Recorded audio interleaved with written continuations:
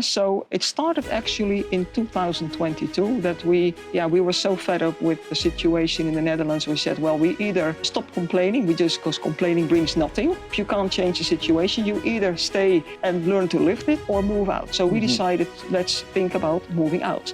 We got surprises like, you're coming from the Netherlands and you moved to Serbia? Why?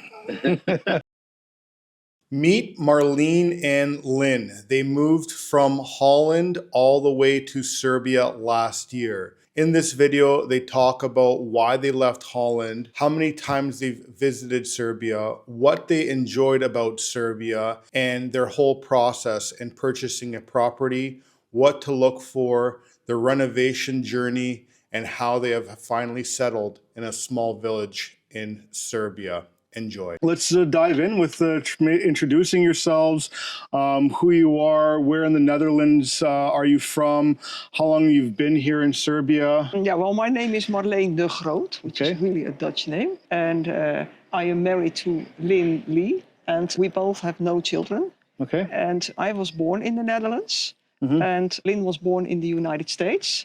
We both have Dutch nationality. Okay. And the last 13 years of our life in the Netherlands, we lived in Deventer. Okay. And we have been living in Serbia a little over a year. And so you're Dutch, you have no family in Serbia, no heritage. You didn't speak the language when you come here. I know you're working on speaking the language, but how did Serbia even come up on your radar? It actually comes from Lynn, because Lynn had a stepfather. His mother came from Serbia. Okay. So it's not a real heritage via the bloodline, but it's a sort of emotional heritage. So that's one thing. And Lynn always had a sort of affinity with the eastern part of Europe, and it's related to the culture and the mentality of the countries in the eastern part of Europe. So that's actually where it came from. And then, of course, we heard about Serbia a lot during the Balkan War. And Lynn always said, well, I don't think that whatever they're telling in the news is true. And I never really thought about Serbia. But it's, actually thinking about Serbia came mainly from Lynn. So I just followed Lynn in that. And so you just decided one day to come and visit and explore it? Yeah, well, we actually have visited multiple countries. Okay. And we included Serbia. And that is a long story, but I think maybe it's first good to talk about why we decided to leave the Netherlands. And then you come to the point that, okay, if you leave the Netherlands, what are you going to? Well, that's a great point, because that brings me into my next question. In one sentence, why did you leave the Netherlands? Well, let's keep it one sentence. Or if you can go into more, but what was the main driver? Well, the main driver was the political developments that we see in the Netherlands, in particular since 2020. I think similar to why you left Canada and moved to Serbia. Very much. So that's basically the short version of our answer. So it was not very romantic, like we want to move to a country with more sunshine. The main driver was political developments. But what comes to it is it also appealed to me to not having to work for money anymore. So moving to a country where the cost of living is lower also allowed me to now live as a retired woman. And it started raining. Yes. Well, let's hope. Yeah, that's indeed a pity. It was supposed to start in the afternoon. But anyway, let's see. Yeah, exactly. Being the political change in the Netherlands, what were you looking for in life that the Netherlands was not giving you anymore, that Serbia was now offering you? Well, actually, it was not something that the Netherlands was not giving anymore. In fact, the Netherlands is a very convenient country to live. Everything is well organized, great infrastructure. It was more the lot of nonsense that the Netherlands was giving me and that we wanted to move away from. Yeah, we've had a number of clients come over, and one of the biggest reasons they say is their taxes. Like most of their income is going to taxes that. Yeah, well, the same for the Netherlands. I mean, I paid 50% of tax on my whatever I earned via my job, and on top of that, you pay taxes on whatever you buy, blah blah blah. So, and paying taxes, and when everything is well organized, I don't have an issue with that. But if you see that tax money is spent on things that I don't agree with, then I got a problem. So that's basically, it's not just the high taxes, but what's being done with tax money, or the tax money that they can't account for. It's a similar subject to many countries, When did the idea of leaving first cross your mind, and was it a moment, or was it a slow build? Well, it was a slow build. It started actually in 2022 that we were so fed up with the situation in the Netherlands. We said, well, we either stop complaining, because complaining brings nothing. If you can't change the situation, you either stay and learn to live with it or move out. So we decided, let's think about moving out.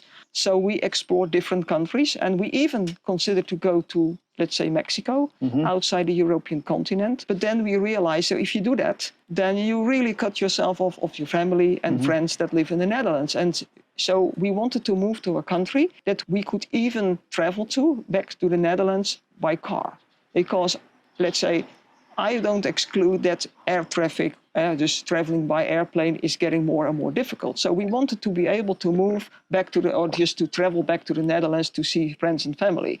So, and then you stay in Europe. So then we explore different countries. We also went to Portugal. We have been in Hungary 3 times, and we visited Serbia. And we decided not to move to Portugal because Portugal is... Sorry, what did you say? We also had the idea of maybe Spain. Yeah, Spain was also on our list. Yeah. But let's say these are very much EU countries, governments that are very obedient to Brussels.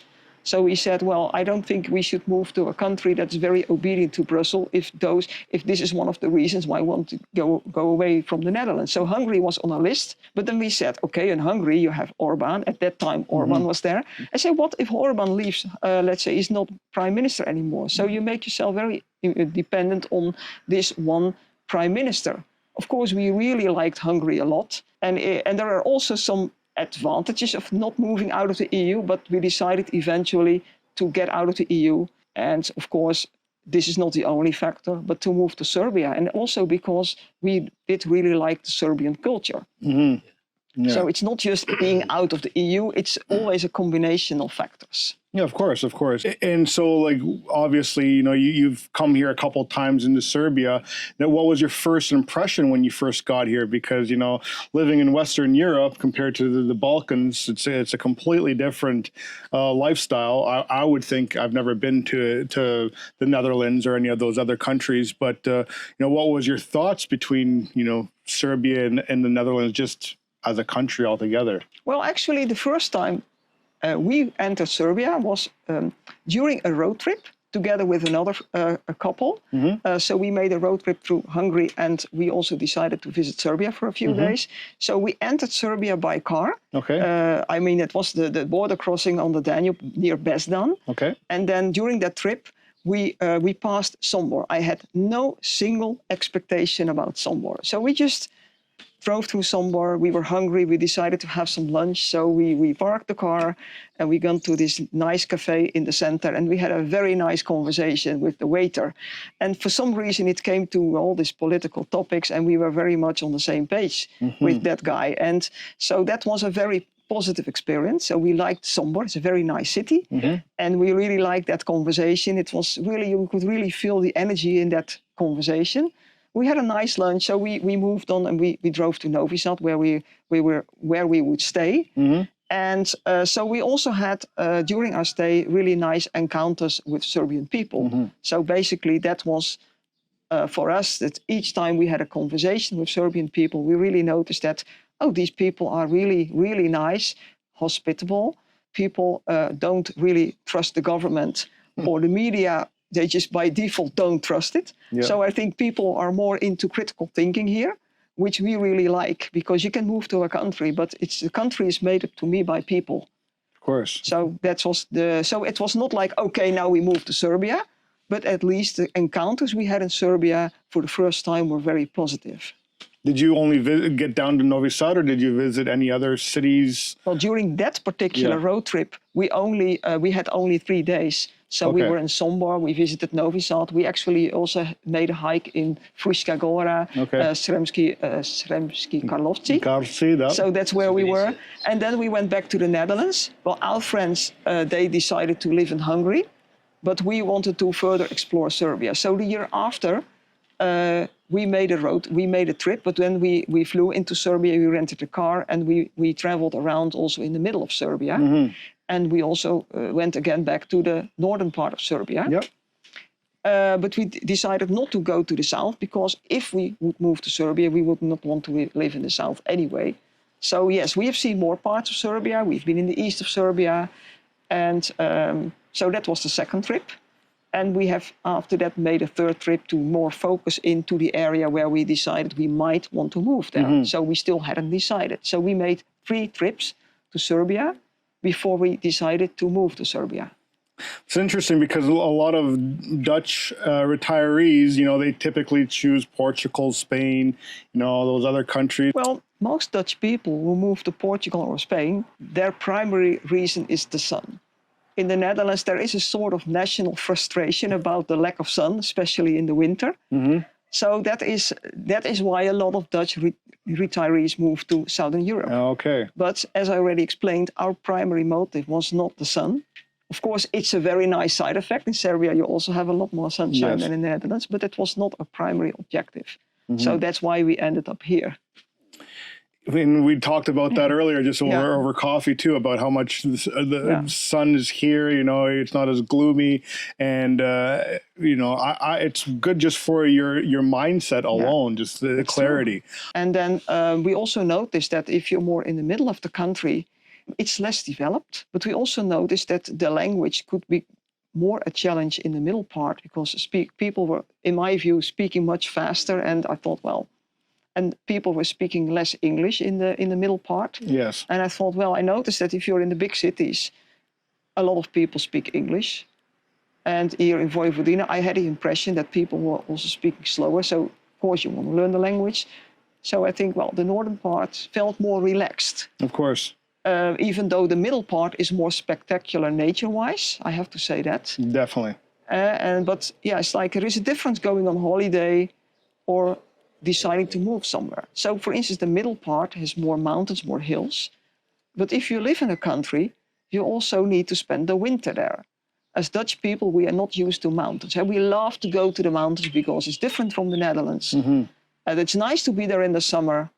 But in the winter, you have more snow, you have more inconveniences. So we said, well, let's not do that. And if we want to go to the mountains, we can always go there. And then it's maybe a 3-hour drive and we are in the mountains. So we better go to an area where it's less mountainous. Well, it's not flat where we are living because this whole flat land also didn't appeal to me. It's kind of boring in the winter. So now we are living at the foot of Fruška Gora. So it's still a bit hilly, but it's not as severe during the winter compared to the mountains that you have in the middle of Serbia. So basically we have been really thinking about the different locations and so we ended up now here close to Novi Sad, but not outside the city. Yes, and that brings me right into the next question. You know, we're not in Belgrade, we're not in Novi Sad, like you said. It took me about, I think, 40 minutes to get here this morning from Novi Sad. And so, why did you decide this?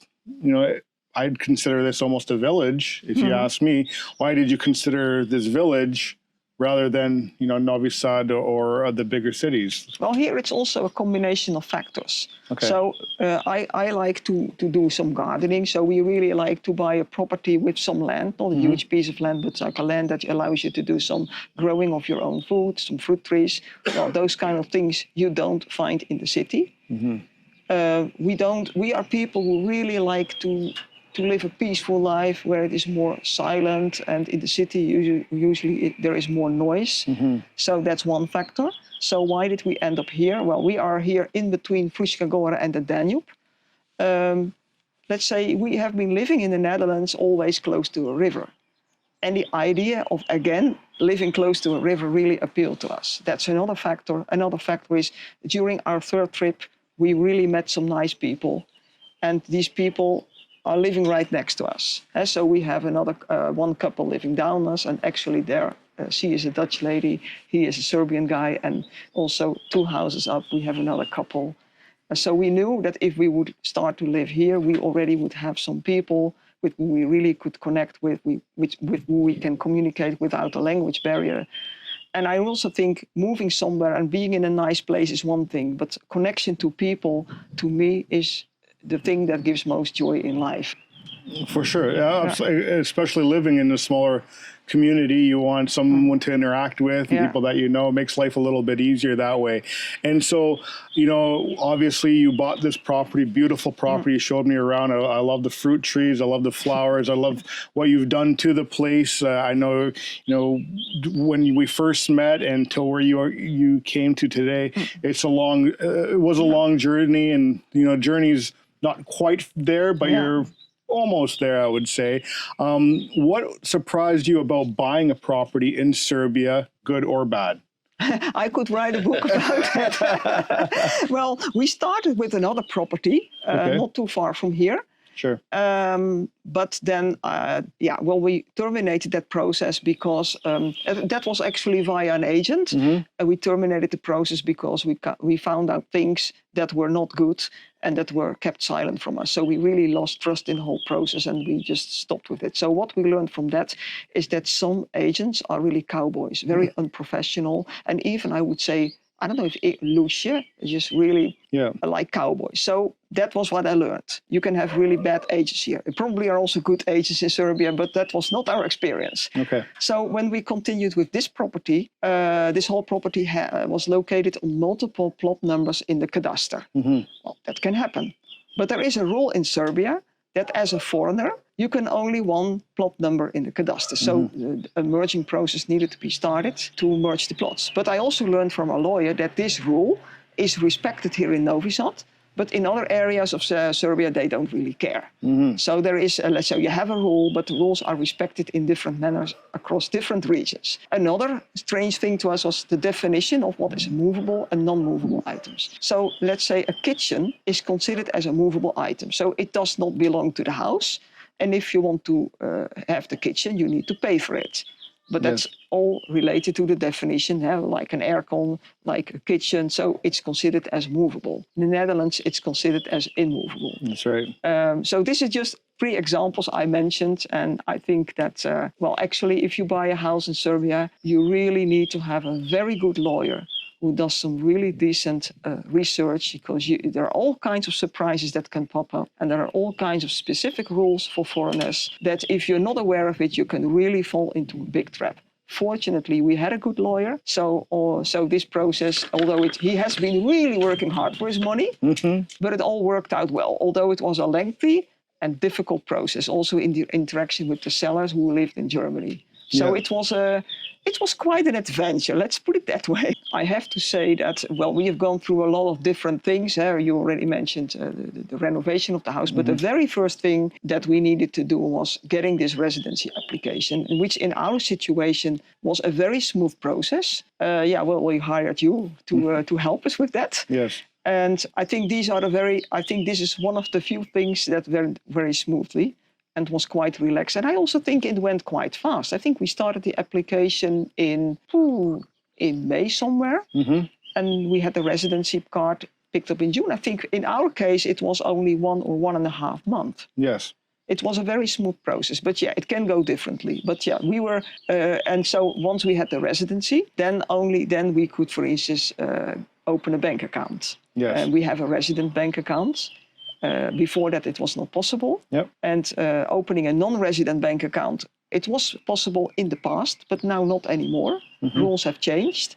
That's right. Another thing is, if once you have your residency, only then you can get postpaid internet and postpaid telephone. We could also import our car, because we were driving around with our car from the Netherlands with that nice yellow license plate. Yes. And I can really tell we were quite happy to get rid of that plate, because if you're driving in Serbia with a foreign car, well, I think the police officers you are the one to be picked out first if you're not doing something completely aligned. So we had one incident with parking, but I save you the details. Yep. But we were happy to import a car and get a Serbian license plate. You can only do that when you have your residency. Yes. And then I believe you also did some paperwork to become tax residents here too, if I wasn't... Actually, that's correct, because we needed to get a tax waiver in the Netherlands, because we are living off Lin's pension, and it's taxed in the Netherlands, and there is a tax agreement between the Netherlands and Serbia. That's right. But in order to do that, you need to get a statement from the Serbian government that you are a tax resident here. So that was also some kind of paperwork and puzzle. And thanks to you, we found a consultant. Yes. And even for the consultant, it was new. Yeah. But he helped us through the process, and it was for him also a learning experience. Because every country is different. Yeah. Not Because, everything's cut and yeah, dry for everything, you know? Welcome to Serbia, Yeah. I would say. Yes. Now, then once all that process was done, then you undertook a pretty lengthy project of renovating your house completely. How was your whole process with working with tradesmen, finding tradesmen, you know, the day-to-day with that whole process? Because from what I understand, I didn't see before pictures, but what I see now from your house, it's something that you should be almost put in a magazine, if you ask me. Well, actually, it started, this is typical Serbia. You really need to have a network. It started with the guy who cut the grass, was actually family of the sellers, and he was cutting the grass, and he spoke English, and then we just offered him a coffee and a rakia, and we had this nice conversation, and then was telling, well, he's working here in the cement factory, but he's actually by training an electrician, and he offered, well, I can do your house, and I have a friend who is helping me, so would you consider if you want to do something with your electricity, we knew it needed to be fixed, I can do that for you, and I can also connect you to other people who can do other types of work. So keep a long story short, we of course asked for his diploma, because you're just not going to hire any guy who calls himself electrician, because we want to have some evidence. So we asked for his diploma, he gave it to us, and we had a good feeling about the guy, and so we decided to go ahead with him and his friend, and then he brought us in contact with a guy to do the fixing of the walls, and also other kinds of tradesmen came in via him. So it's basically, we found them via a network. And I can also say, looking back, of course, things went really different compared to the Netherlands, because during the work we found out it appeared to be more work, more money, more time, blah, blah, blah, blah. But I also know that you can really have bad tradesmen here in Serbia. And I think altogether we have been quite happy. It took much longer than we expected, but the work that was done is of good quality. Yes. And I feel quite blessed with how it went via this network. And so I'm quite satisfied right now, even though the process itself wasn't always easy. And there are some really peculiar things that we encountered. We could also write a book about that. But anyway, the result is there, and the quality is good. Wonderful, wonderful. And so, you got, obviously in that process, you also came into some introductions to the Serbian healthcare system, because there are some medical things that came up between the two of you here. And so talk about how your experiences with dealing with the medical establishment here in Serbia, language barriers, obviously, the whole processes, how insurance is covered also, because I know you said you had insurance from the Netherlands. So something that we didn't have at that point was the coverage between your coverage here and temporary residency. So talk about a little bit about that. To cut a very long story short, 1 month after our arrival, Lynn got a heart infarction. Initially, we didn't know it was a heart infarction, but his health was really going down. And at that time, we were still in the process of buying the property, so we had no temporary residency. So we were on the Dutch health insurance. We went to a private doctor via our friend, so she arranged a doctor's appointment. And that doctor, he took an ECG, and he sent Lynn immediately to the hospital here. And Lynn had to go also to some kind of surgery. So that's something completely surprise for us. A bad surprise. So was it a good experience or a bad experience? Well, actually, the thing is, of course, it's always a bad experience if you go through. But let's say the hospital, which is the hospital here in Kamenica, is highly qualified. I can only say the doctors here in Serbia are, in my view, equally qualified, or maybe even better than in the Netherlands. So I have no single concern about the doctors here. But of course, we were not in the system here, so we also had to deal with our health insurance in the Netherlands. And fortunately, it was covered. And of course, we were prepared for such a thing. But you always have to go through some kind of administrative process to make sure that the hospital is being paid. For sure. But let's say, so right now, we went through the residency application, and after that we unregistered ourselves from the Netherlands. But there is a healthcare agreement between the Netherlands and Serbia, and Lynn has a pension from the Netherlands. And this construction allows us to be a part of the public healthcare system. So here in Serbia, you have the public healthcare system and the private healthcare system. That's right. So we've been using both, and that's also good that you have the choice, because if you don't want to encounter the long waiting times of the public healthcare system, you go private, but then you have to pay it yourself, and the prices are much lower than in the Netherlands. But it started actually with a private doctor who sent us to a public hospital, because that is the hospital that is specialized into heart problems. So we had to go to our insurance to get the money paid, to get it reimbursed. And from that, let's say, all other health problems started to pop up. So Lynn is not only going to a specialist for his heart, but also for other organ systems. And we are dealing mainly with the public healthcare system here. And we have, I think in the meantime, we've seen all the hospitals in the Novi Sad region.